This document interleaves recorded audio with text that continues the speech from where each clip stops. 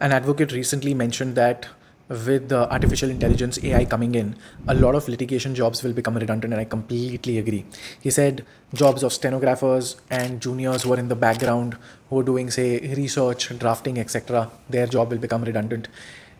And he suggested that you should focus on arguing matters. I completely agree. In fact, I've never ever hired a stenographer in 12 plus years of my practice because I was doing dictations myself. I was noting down my seniors' dictations.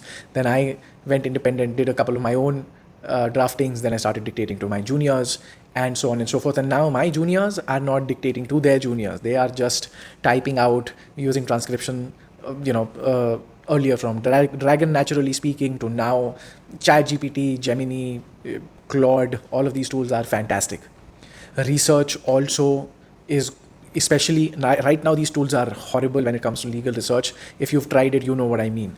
There are many, many problems, but in the very near future, I will not be needing juniors to do research for me either. The number one skill set which is going to stick around at least for another 5 to 10 years, and I don't know what to do after that. But at least for the next 5 to 10 years, the skill set which is going to be very valuable for litigation lawyers is the ability to argue. And so now I'll go a step ahead and say this.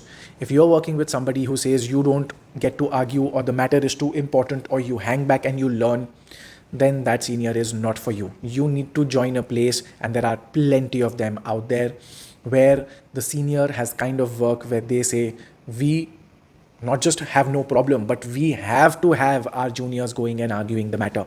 Obviously, it is the senior's job to train the associate how to argue the matter, what the judge will ask, how to respond to that, what the opponent will say, what the opponent advocate will try to hoodwink us in what ways, how to answer that. We have to prepare the junior in all those ways, and then the junior has to go and argue the matter. That is the number one crucial skill that you have to prepare yourself for. If you don't, it's going to be a lot of problem for you.